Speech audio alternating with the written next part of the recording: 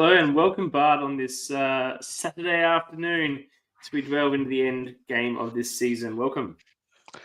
Thanks, mate. Pretty much every week I start this show in a bad mood because you've either not done the PowerPoint or you've made me wait while you organise the silly wrestling song, and today you've gone 2 for 2. Well, I live to please. I'll be even more pleased next week when it's you versus me for who goes to the Ringo. It's going that way, isn't it? Yeah.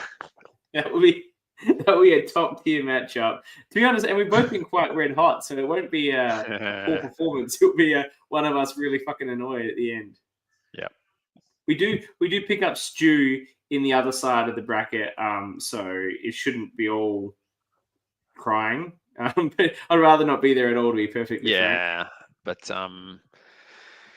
yep, you've got a bye this week, and I'm going up against a guy who, regardless of form, I just lose to every single time I play him. I fucking hate it. So yeah, you've never beat, like, we know we don't keep the stats of how often we beat other people, except if there's a trophy. And I think you've only ever actually officially won that trophy once. You've never actually held it, but once, I think. So, I think the guy that I was projected to get the highest score from just put up like a 3-point stinker. So we're off to a real bad start. Yeah, look, you versus me in the semi-final is absolutely fitting. Absolutely fitting. I don't want to see it at all, but Kurt's correct. We'll make for good content. I think there's anything in the comments. Okay, so we'll make for content. But let's turn to the actual matchups that mattered this week. Yes. I'll pull up the screen and we'll zoom in. Do you want to talk about how the ladder came out in the end of the year? Because it was quite the roller coaster for the end of the season. Do I want to talk about it? Not really. I didn't like the outcome very much. How do I get the ladder up? Just you talk about how I figure this out. Okay, there we go. There's the ladder. Finishing top, coming out of nowhere, was the Quadfather. I'm sure we're all just absolutely stoked about that. As commissioner, if I could somehow overrule this result, I would. He's also the highest points for. So this isn't he put up 180 in the last week, which helped.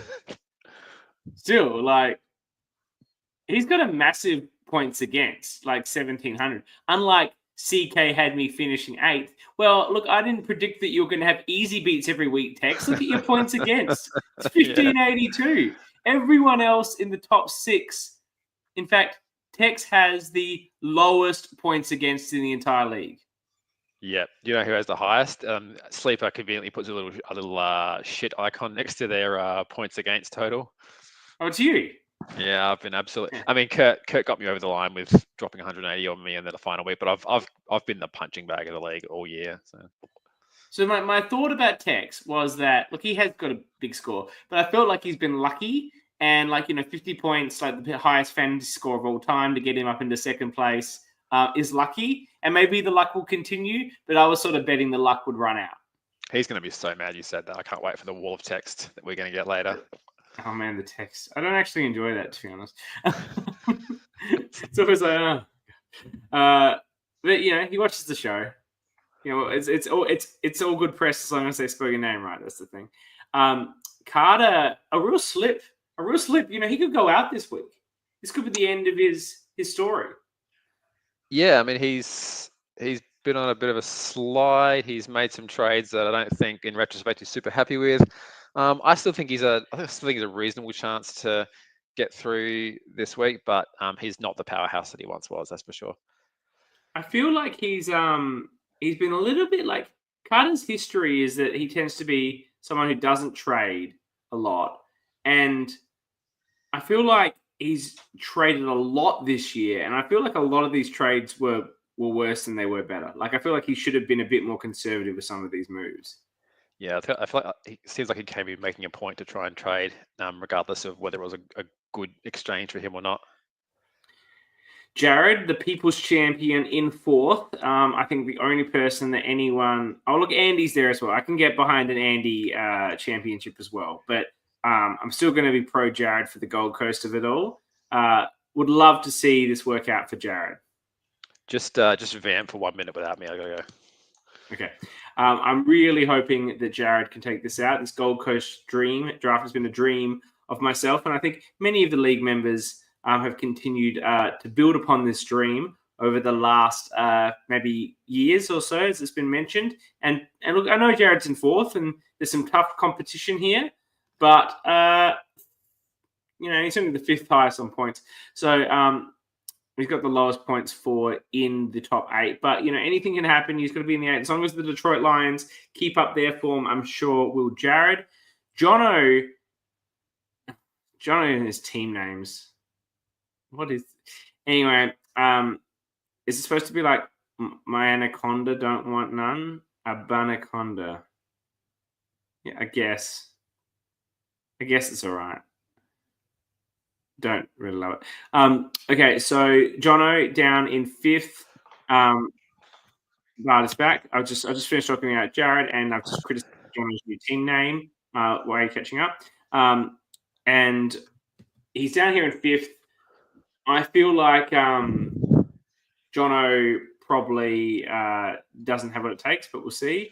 And then, of course, slipping into the finals, just like he just missed out on finals last year, Handsome Andy, a very stressful couple of days at work, almost got pipped by his old mate Stu, who somehow put up a decent score for once. Had me also needing to get past Matty Brown, who was also having a little stress attack. You were quite defensive of this trade that Matty Brown made, but I still think it made no sense. I think what people were not really grasping, right, was when you make a trade in week 14 and you're assessing the value of players, like players that have a bye in week 14 are missing 25% of the rest of the season, right? And not only that, if you have to win in week 14, they're kind of missing the only game that matters. So I think that if you're in his situation, you had to take a swing. It didn't work out. But what a story for Handsome Andy. I was riding the roller coaster with him. I really wanted to see him get there. So I'm glad he's in there. Matt Brown, like you won 2 premierships, 2 championships. I don't really care about you winning any. So I'm glad Andy went into. At least there's 2 people that we can cheer for in the top 6. And it was can I ask, should the trade window be around 14? It seems a little late. Should we be putting this to a rule consideration? Are you going to reconsider this, Bard? Like, it does have the potential to shape finals, particularly as we have no commissioner approval and no veto. I wouldn't have vetoed the trade anyway. I know we don't have veto. I think we've talked about this in past years, and like it used to be really early on, and we kind of collectively agreed that we would move it to the final round because we trust the members of this league not to make like blatantly collusive trades or trades that are going to upset the balance of the league. And I don't think that's happened. Like I think I don't think that's happened at all. Risk on both sides of that trade. Yeah. Yeah. I want people to be like on the phone at 1 a.m. on Monday morning of the final round, desperately trying to make a trade to save their chance of getting the playoffs. I think that's really exciting. Yeah, and what wouldn't be okay is me trading with someone that round, you trading, and I don't think we wouldn't. Like the people that are out of playoffs wouldn't be messing around with trading. I don't believe. Well, there's no issue with anybody trading, right? The issue is like as long as it's a fair trade and there's risk on both sides. Like you and I are still trying to win. We're not just watching from the sidelines. But what you don't want to see happen, right, is somebody who's out of the playoffs, king-making, right, essentially deciding who they want to give away a good player to for nothing. And I think the amount of emphasis that we place on not coming last, I think, pretty much makes sure that you don't see that happening in our league. It's a funny little thing where no one wants the Ringo in our league, but we don't really have a significant punishment. We don't have to sit at McDonald's and eat cheeseburgers for a whole day. We don't. Even old mate Jimmy Dubber was in the league for a couple of years. His other league, they're getting like slingshot catapulted with eggs and fruit and shit, like while in their naked butts and stuff. Like, we don't do anything crazy with that. I don't know. I've probably had this rant in the past, maybe not on the show, right? But if you have to do last place punishments in your league, it's probably because people don't take your league seriously enough, and it's like you have to artificially force them to try their best. Like being the Ringo and having to have your reputation tarnished and having to wear the manacles and everything else, like that's the punishment. That's the thing that no one wants. You Yeah, you don't I need don't want my name on that. I agree. I don't want physically my humiliate name. anyone. I don't want that name on my name on that record card again. Yep. I can live with it for the first year I was in the league. I knew absolutely nothing about football, and so I was no idea. So whatever, I don't care. But getting it any time again, if I got it this year, that'd be incredibly disappointing for me. I'm sure for yourself as well. Indeed. Okay, so and then we got the bottom. Tyson's out, and the rest of us were already out. You managed to put up a big performance, as did James Nunn, to drop me back into 11th, unfortunately, even though I did get a win. And I put up a half decent score, but you and James put up massive scores. So could be some interesting activity down in the Ringo bracket. But that's all we're going to talk about the Ringo bracket. Let's talk about the two big matchups that are going to be shaping who wins the Heroin Bowl this year.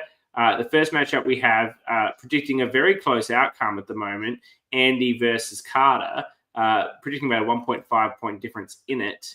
How do you see this match playing out? Carter's been on fire all year, but as predicted, you can't be on fire all year in this league and expect to win the whole thing. There's always a fall away.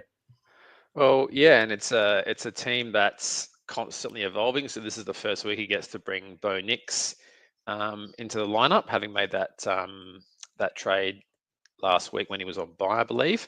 So he gets to see the return on that.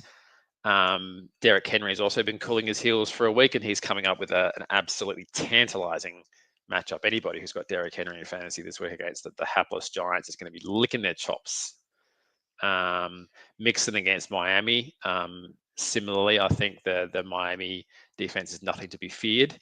So I like his prospects at the top of the roster. If we go down a little bit into receiver territory, McLaurin against New Orleans, I'd be feeling good about. Zay Flowers against the Giants, likewise. Najee Harris against Philadelphia, I would not be super thrilled about. That's got all the makings of a low-scoring sort of defensive slugfest. Justin Jefferson against Chicago, I'd be feeling fantastic about. And Kirk Cousins against Las Vegas. Kirk Cousins was absolutely appalling last week in his return to Minnesota in the so-called revenge game, but nothing says get right spot like heading to Las Vegas to play a Raiders team that has pretty much given up on the season. So I think if I was cultivator, and of course he's been gifted the Baltimore defense by the greatest defense in the history of fantasy football, according to Kirk. Yeah. What are they ranked? Like they're definitely 23rd. ranked in the 20s. 23rd. Yeah. So a gift from on high from the magnanimous fantasy god, 4-time champion. But yeah, obviously he's heavily invested in Baltimore, just absolutely crushing the Giants this week, and that's not a bad spot to be in. Shout out to him being very, very ahead of the curve here in sitting Deebo Samuel. That was a wise move. Very wise. So yeah, I think I think it's shaping up pretty well for old mate. He's had a bit of a dip, but I think the trade's going to work out for him, and I would actually probably give him a slight edge this week against Handsome Andy. Do we want to look at Handsome Andy's team as well? We do. Maybe you can do this side of the bracket. Okay, so I've heard, didn't Burrow get a bit knocked up in his last match? Or is that not right? His house got broken into. Oh yes, but he should be fine. No, I've got there's news that Herbert's not 100%. Doesn't say anything here. Yeah. I saw my Twitter feed. If he loses either of these quarterbacks, if he loses Herbert, he's got a doubtful Derek Carr. He could be in some serious trouble. I mean, neither is questionable, so I think it should be fine. Burrow's stats are. I saw there was an insane stat about the Bengals. Burrow is the number one quarterback in terms of receiving, like distance thrown and touchdowns thrown, and Chase is the highest receiver in yards and touchdowns for the year. And somehow the Bengals are like 5 and 6. Yeah, so Burrow is having this kind of season that Blake Bortles did in Jacksonville a few years ago, where they just keep losing, and so he just constantly has to keep throwing the ball. Their defense is historically bad and just keeps giving up touchdowns. So he's constantly coming from behind, and it's a fantasy goldmine. I mean, I'm sure Burrow's actually quite miserable that his team is losing so much, but you'd be very happy if you had him in fantasy this year. Unfortunately, Tennessee aren't very good. If there's any offense this defense can stop, it's possibly Tennessee. Yeah, you would actually rather see Burrow going up against like Detroit or Baltimore or one of these elite offenses where he's going to have to chase points. They could just get up to an early lead here and just run Chase Brown into the ground. Bijan's been very good this year, a safe pick who's delivered on performance. Kamara has been solid and has recaptured, still capturing that old man form. Metcalf, Ridley, these matches, those could go either way. I'll be more comfortable starting McLaurin, but I do think that either are about as par with the Flowers start. Of that group of wide receivers, I think McLaurin is the best. Though I think Jaden Daniels he should be back after this week. He's not got a questionable tag. Brian Robinson has also been excellent all year. It's a much better start against Harris in terms of, you already talked about the downfall of Harris. And Cortland Sutton is not a bad start here, especially where we've got offsetting Bo Nix on the other side. Yeah. So that's and that's where the ball tends to go. It doesn't go to the running backs so much. But Herbert against Tampa Bay, they aren't amazing. What do you know this Green Day? Surely you can find a better just like Green Day. Let's not go past the number one most valuable player in fantasy, Chris Boswell, at the moment. Have you seen the numbers this guy's been putting up? Let's have a look. Number one kicker in fantasy. Look at these scores, mate. He's been absolutely 11, 15, 25. Well, yeah, look, this is unbelievable. I wasn't aware this guy was the kicker. The kicker of the season. He is, he's the guy, man. So huge advantage there at the kicker spot. Green Bay defense has been pretty decent. I don't love the matchup, but I think I think the projection there is probably around what you're going to get. I think you could find a better match, probably defense on the way. I've been looking for a defense, and I don't think you can. The Baltimore Ravens are right there. Everyone's going to spend their entire fab on it. They weren't listening. Derek Carr's doubtful. He spent a lot of money on Garendo and decided not to play him. That's fair. I don't know who would have played Garendo over though. Like, he's got a strong team. No. Didn't he get injured as well? He did. Yes. Yeah. So it worked out reasonably well. Okay, so I think Carter's going to get up here. I think he's got the better team and he's got the form. And I think the Knicks trade will work out. And I think Burrow's got the wrong matchup. So it's gonna be close, but I think the fact that Burrow is probably not going to have to chase points might be the thing that makes the difference. But obviously, my heart says I really want Grobens to win and send Carter factor packing after we've had to put up with pretty much a full season of Carter being just about 10 to 15% more smug than I was really prepared to deal with. If we can get a Jared versus Andy Herron Bowl, that'd be amazing. Oh, that'd be the dream. Turning to Jared and the Jono matchup, who do you want to look at? Well, maybe I'll do the Jono side of this. Okay. So we'll start over here. I'll say something similar about Jalen Hurts in this matchup. I just don't feel great about it, although he's the Philly are really, really good at getting the ball to the one and then not giving it to their running back. There was some statistics during the week where they're on some sort of historic pace of getting the ball to the one and the running back not scoring because they just push their quarterback across the line instead. So you can generally bank on that happening at least once, maybe twice a game. With things like pass interference, the ball ends up on the one a fair bit, and that's just an automatic 6 points for the QB. So I think he'll probably do okay. Pacheco against Cleveland is fine, probably limited ceiling. KC have not been running up the score at all this year. Every game it's sort of like, 20 to 17. They win with the field goal in the final moments, but they're like the least convincing, almost undefeated team you've ever seen. Swift for Chicago against Minnesota. I would not feel good about at all. Chicago's offense has gone back to floundering again. The new coach did not fix that situation for them at all. Juwan Jennings has played, and like basically everyone on that San Francisco offense, he could not get anything going. So that's put Jono behind right from the outset. I think playing Juwan Jennings was perfectly fine. I think he's been really, really good, but that was just a weird outlying performance. Drake London is a good start. I'd feel pretty comfortable about him. Again, going up to Las Vegas, and probably going to be some points scored in that game. And McConkey has been really, really good. So yeah, strong lineup. The McBride play against New England is a pretty decent one too, especially with the bump that tight ends get in our league. Jaden Daniels against New Orleans is one that I'd be feeling pretty confident about if you need to get right game, which I think he probably does. New Orleans are struggling a little bit.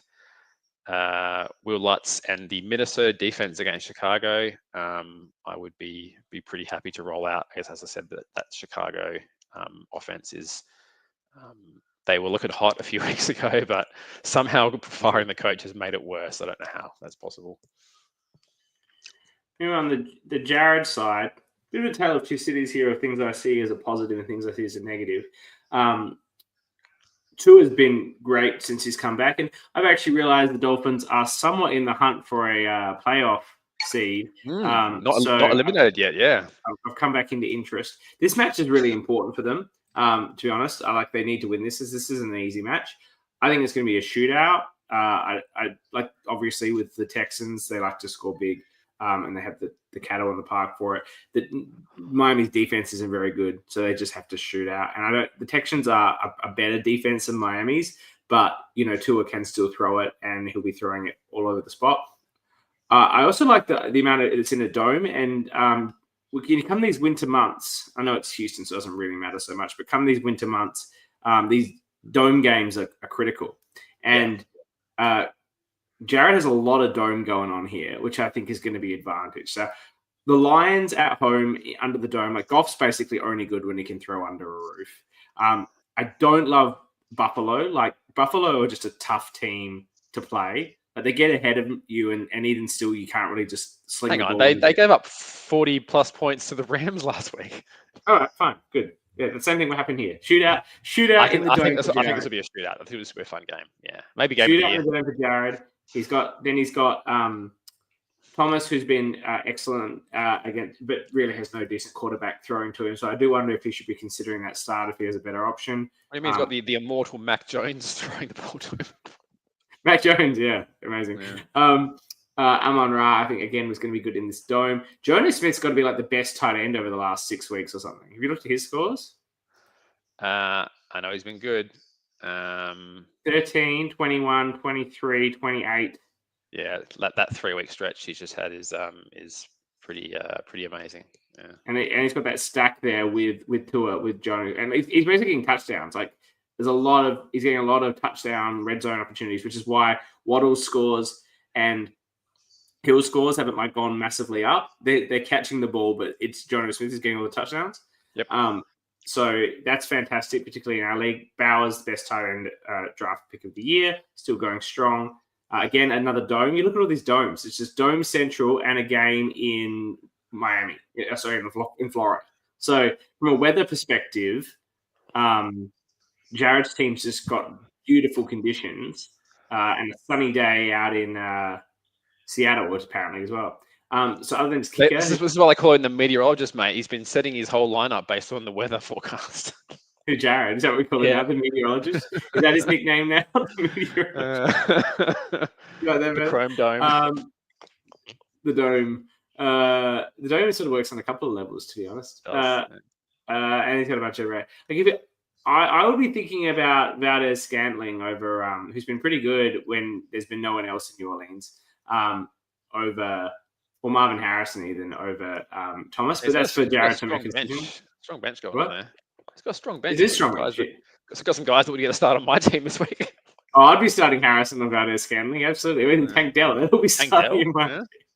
Yeah, he's in a strong position. I do believe that, and I remember looking at this when the season started, that Jared Goff was playing under a dome basically 13 of 14 weeks for the first 14 weeks, or probably 15 weeks or whatever it was. And then the last 2 games, the last 3 games are all in the open air. So Jared might get the win here, but then he's got to get through the Lions winning, not under their dome home. Look, so not to defend Jared Goff, but I will try to throw some water on this narrative a little bit. He did go to Green Bay in like snow conditions a few weeks ago and beat the shit out of us. So okay, well there you go. Maybe he's not as incompetent in the weather as people have suggested, but he does live in Detroit, Chris. I think it's quite cold there. Maybe he was only bad at it when he played in like LA and stuff. Yeah. When it was, he's used to the warmer weather. I think that Jared's going to get up, and I think we'll all rejoice at the end of Jono. Sorry, Jono. We will rejoice. Yeah. It couldn't be a more of a heel and more of a face in terms of like the community sentiment. Who do these guys play in week 16 if they get through? Can we have a look at that? Let's have a look. So, if I get league, is that going to get to me? 16 team league away. I think you might have to go down further, maybe. No, I need to change this from the ladder. Oh yeah. Where do I do that? At the Matchups. I don't want to do matchups. Scores? No. Where the hell is it? Matchup. There you go. Okay. So Jared Jono plays Kurt, and Andy Carter plays Tex. Okay. Don't know what to make of either of those. What's the worst possible outcome for the league? Kurt Tex? Easy. Oh, poor Tex. He's won 2. I pretty much boil it down to how many you got. Yeah, but he's been pretty chill this year. How about Carter Factor, who's like kind of been pretty insufferable? You really want to see him in there again? He's also a bad option. They're all bad except for Andy and Jared. They're all bad. Yeah. I don't want. Yeah. You know Kurt will win it this year. Every year he drafts no quarterbacks, and we all mock him, and it just goes on to complete success. Sure seems that way, yeah. Well, we've got 2 songs to go, and I've downloaded them both now, so you won't have to wait next time when I've got I bet you'll find a way to make me wait next time anyway. I'm sure I will. But 2 songs ago, it was between Carter and Jono. I thought I'd be able to play Jono's this week and then Carter's next week, because Carter was always going to be in the next week, right? Like it'd been that way for so long, and I didn't want to play someone once they're out of the season. But now they're both at risk. You and I have discussed it.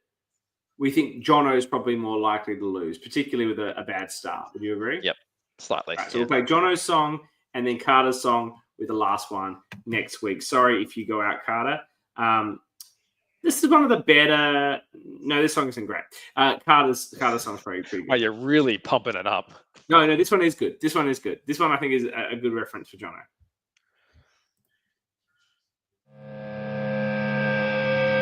I hear voices in my head. They counsel me. They understand. They talk to me.